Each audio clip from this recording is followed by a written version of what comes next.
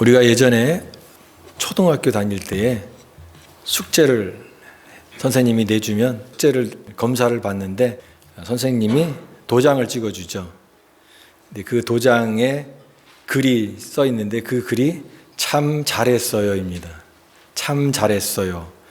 이 도장을 받으면 참 기분이 좋았습니다. 뭐 특별한 걸 한 건 아니지만 그래도 내가 이렇게 숙제를 열심히 했다라고 하는 것에 대한 인정, 어떤 종류에 있어서의 보상, 이런 느낌이 들어서 이 도장을 받을 때 참 좋았습니다. 여러분도 그런 도장을 받으셨는지 모르겠습니다. 참 잘했어요.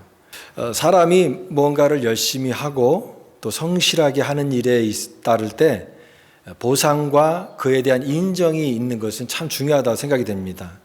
왜냐하면 그런 인정과 보상이 있어야 내가 지금 하는 일이 옳게 하고 있구나라고 하는 것을 느끼게 되고 또 앞으로도 더 발전적으로 그 일을 계속 꾸준히 해나갈 수 있기 때문에 동기부여를 주기 때문에 참 중요한 것입니다. 여러분, 믿음도 마찬가지입니다.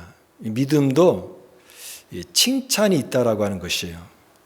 믿음은 믿음이 있느냐 없느냐, 우리가 보통 그런 표현을 많이 하지만 믿음이 있느냐 없느냐의 차원보다도 조금 더 우리가 좀 발전을 한다면 칭찬받는 믿음을 갖기를 원합니다.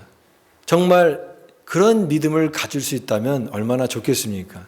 그냥 믿음이 아니라 큰 믿음, 또 희미한 믿음이 아니라 인정받을 만한, 그래서 칭찬받을 만한 그런 믿음의 사람이 다 되시기를 간절히 바랍니다. 이 주님이 기뻐하시는 것이라고 하는 거예요. 오늘 예수를 만난 사람들 시리즈의 두 번째인데 그 두 번째 사람은 바로 주님으로부터 이런 칭찬을 받은, 믿음의 칭찬을 받은 그런 인물입니다. 칭찬받은 믿음의 사람, 오늘 누가복음 7장을 통하여서 같이 은혜를 나누기 원합니다. 오늘 이 누가복음 7장에 보면은 한 사람이 소개되고 있는데 그 사람이 백부장입니다. 로마의 백부장. 그 로마가 그 당시에 유대 사회를 지배했던 그런 때였습니다. 예수님 시대가 이제 로마 시대였던 거죠. 로마는 이제 중앙에 이제 황제가 있고 다른 이제 정복지에는 이제 군대를 파병해 가지고 그 지역을 다스리는 그런 제도를 썼습니다. 그래서 이제 뭐 빌라도 총독이라든가 또 그다음에 로마의 어떤 그 군인이 상주해서 정복지를 다스렸는데 특별히 로마의 군대 조직에 보면은 이 백부장, 천부장 그런 제도가 있습니다. 백부장이라고 하면 말 그대로 센츄리온, 그 밑에 수하에 100명의 군인을 통솔하는 지휘관이 백부장입니다. 천부장 정도 되면은 굉장히 높은 계급이 되겠죠. 백부장도 물론 고위 장교급에 해당되는 굉장히 큰 직책입니다. 그 백부장이 오늘 이 누가복음 7장에 소개되고 있는 주인공인데 어떤 일이 있었냐면 이 백부장이 이제 하인이 있는 겁니다. 그 하인, 물론 이런 백부장 정도의 신분이 되니까 집안에 이제 일을 하는 하인들이라든가 이 종들을 두고 이게 살았을 것입니다. 근데 그 종 중에서도 아주 이 백부장이 사랑하는 그런 종이었던 것 같습니다.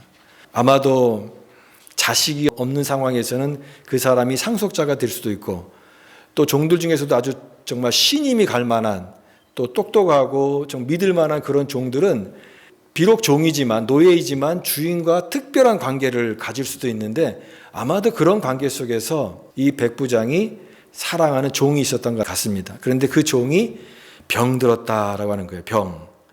이 병이 들었는데 그 병이 아주 심한 병이었고 그래서 거의 죽음에 이를 정도의 그런 상태가 된 것입니다. 백방으로 많은 애를 썼겠지만 사랑하는 종을 고칠 수 있는 방법이 없었는데 그 백부장이 소문을 들은 겁니다. 예수님의 소문을 들은 거예요. 예수님께서 병자를 고치시더라.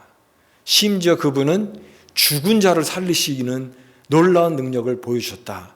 라고 하는 소문을 그가 들었고 또 많은 사람들을 통하여서 그런 증거를 들었기 때문에 이 백부장이 그런 믿음을 갖고 있었던 것 같습니다.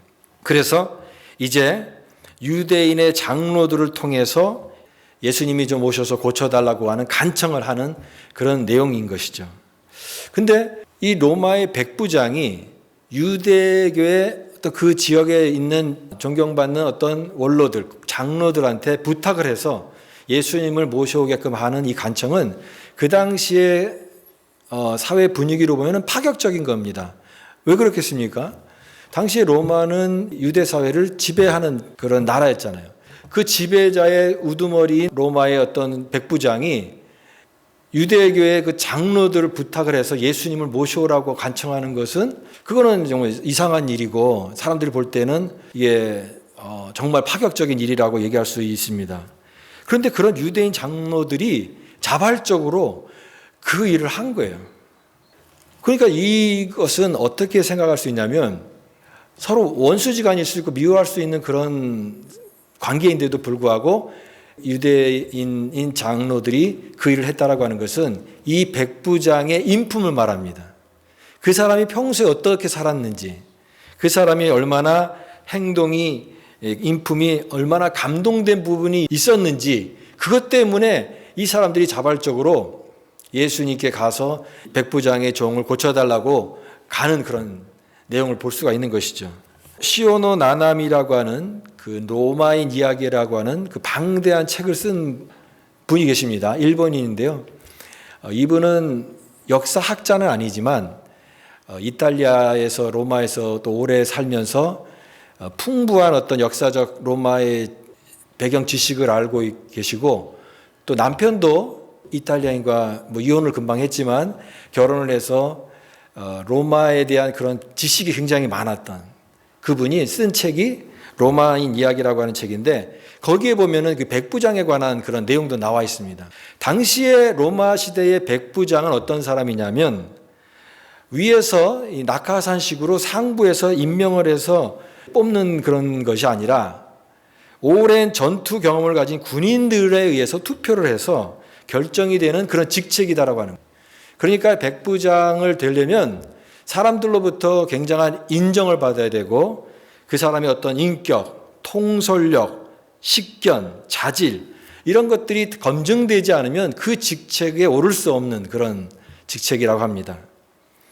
바로 이런 백부장이 오늘 특별히 여기 보게 되는 것은 자기의 종을 귀하게 여겼다라고 하는 것이 참 귀하다라고 하는 거죠. 보통 자기 병 때문에 예수님을 찾지 않습니까? 주님 내 병을 고쳐달라고.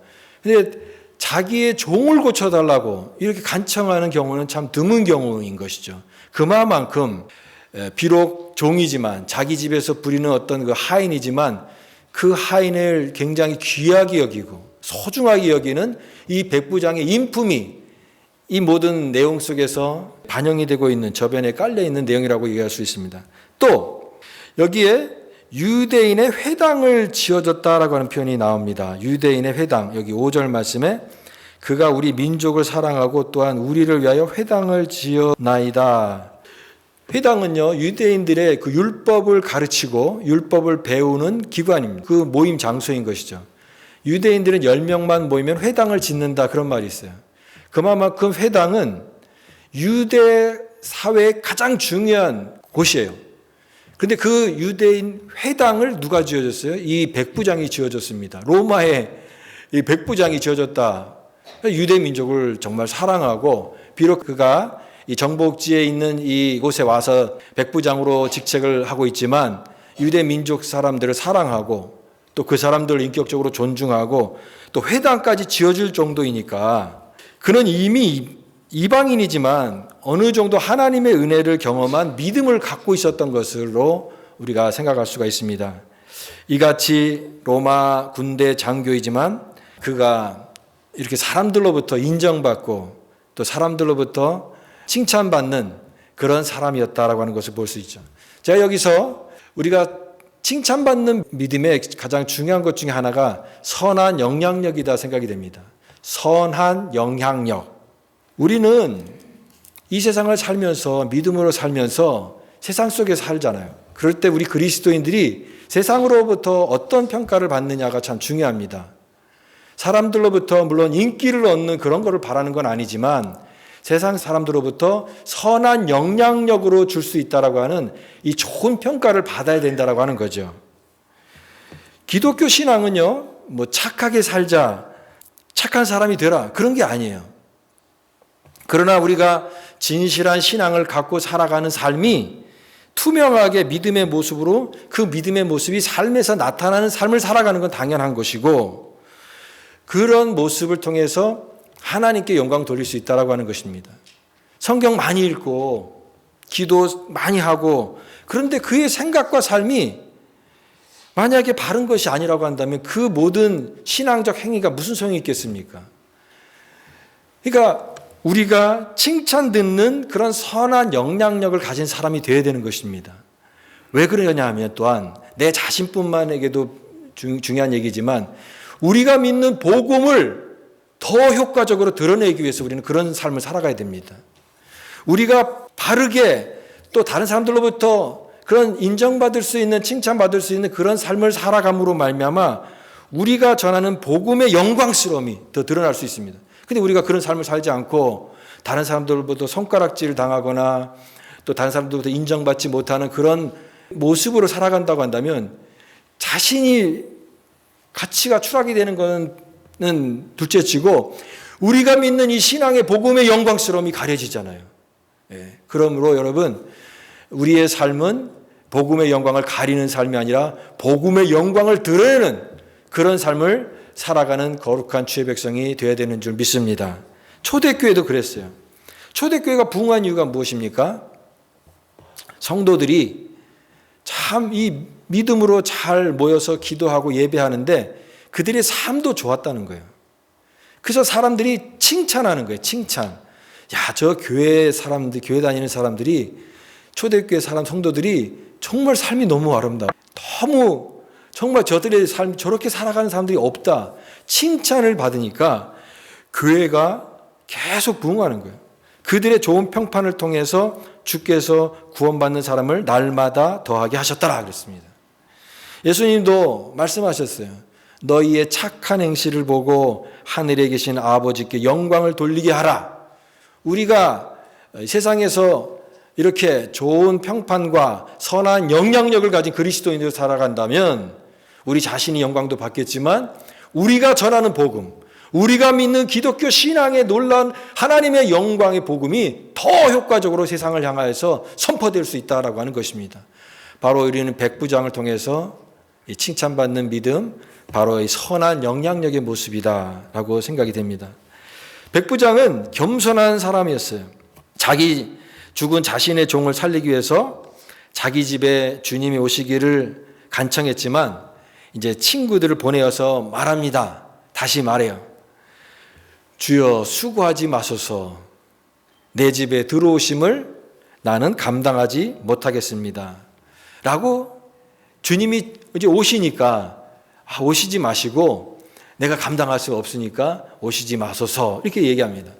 백부장은 이 겸손의 사람이었어요.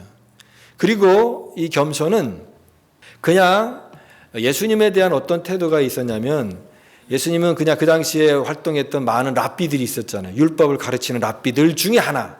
사람들도 그렇게 생각했죠. 예수님은 율법을 가르치는 그냥 일반 우리가 흔히 보는 선생님 중에 하나, 랍비 중에 하나일 것이다 라고 하는 그런 생각을 했지만 이 백부장은 그런 랍비가 아니다. 예수님은. 그런 어떤 일반적인 그런 율법을 가르치는 분이 아니라 이분은 그 이상의 존재다. 그 이상의 존재이고 그래서 그 존경의 마음을 품었던 거예요. 예수님에 대한. 만나보지는 않았지만. 그래서 그분이 내가 우리 집에 온다고 하니까 이 방문조차도 내가 감당할 수 없습니다. 라고 하는 이 백부장의 태도는 겸손의 모습, 겸손한 사람의 그런 모습인 것이죠. 또 그가 겸손한 사람이면서 동시에 믿음의 사람이었던 것을 볼 수가 있습니다. 주님을 향한 믿음이 확고했어요. 그래서 그가 이렇게 고백하죠.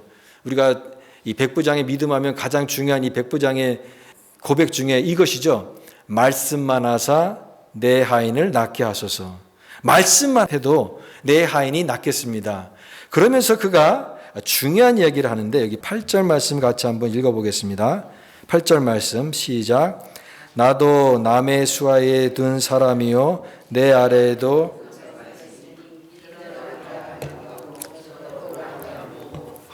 병들어함이 있으려라 하는. 예, 이 8절 말씀을 좀 주목할 필요가 있습니다. 저도 남의 수하에 든 사람이요 제 아래도 군병이 있어서 이더러 가라 하면 가고 저더러 오라 하면 오고 제 종도로 이것을 하라 하면 하나이다. 그러니 말씀만 하면 내 종이 낫겠습니다라고 하는 말이죠.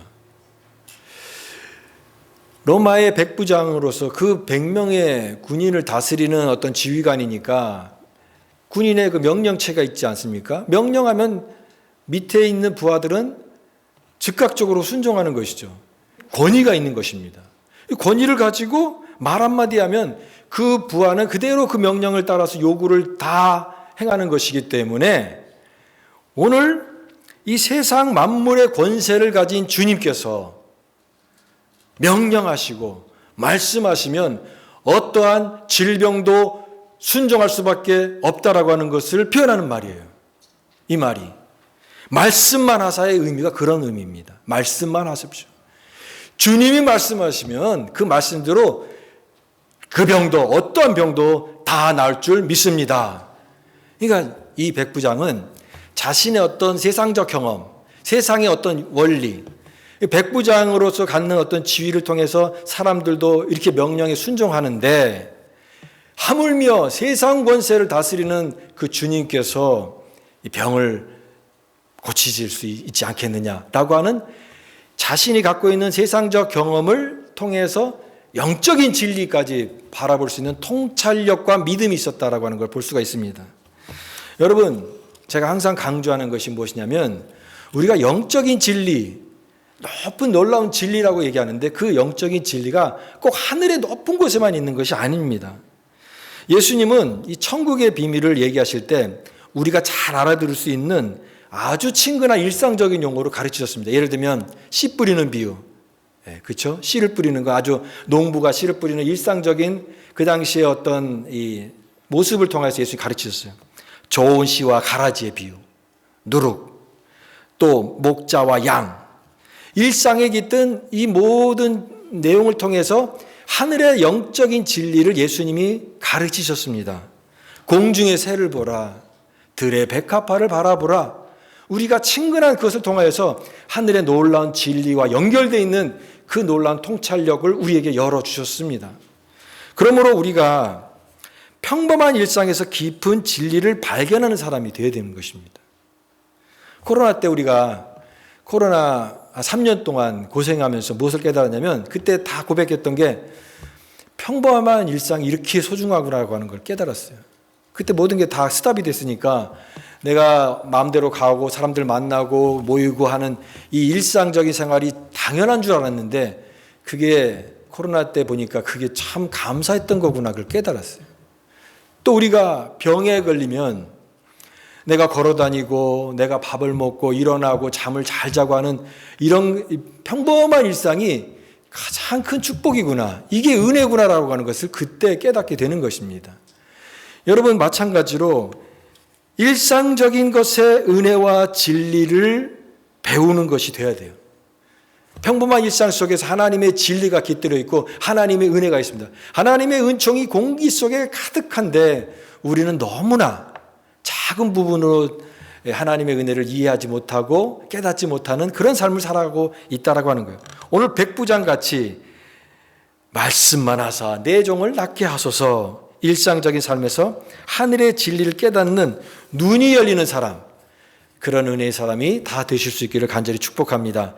근데 그가 고백한 말씀만 하사 내 하인을 낫게 하소서, 이런 고백은요 예수님이 사역하는 동안 유대인에게 들을 수 없었고 심지어는 예수님의 제자에게서도 들을 수 없었던 그런 놀라운 고백이었어요. 9절 말씀에 예수님이 그 백부장의 말씀만 하사 내 하인을 낫게 하소서라는 말을 듣고 예수님의 반응이 뭐냐면 9절 말씀입니다. 9절 말씀 같이 한번 읽어보겠습니다. 예수께서 들으시고 그를 놀랍게 여겨 돌이키사 따르는 무리에게 이르시되 내가 너희에게 이르노니 이스라엘 중에서도 이만한 믿음을 만나보지 못하였노라 하시니라. 여기에 기히 여기다 그런 표현이 나와 있죠. 기히 여기다라고 하는 것은요 헬라어로 하면 감탄하다 그런 뜻이에요. 또 한국말로 표현하면 최고다. 최고다 그런 뜻이에요.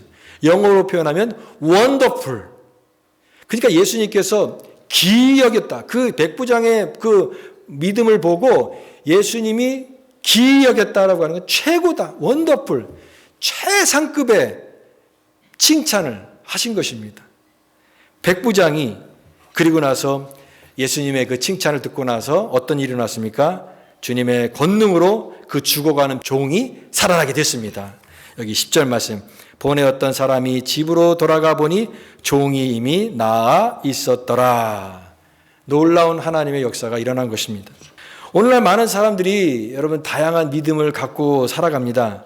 그런데요, 다 칭찬받는 믿음이면 좋겠지만 다 칭찬받는 믿음이 아니라고 하는 것입니다.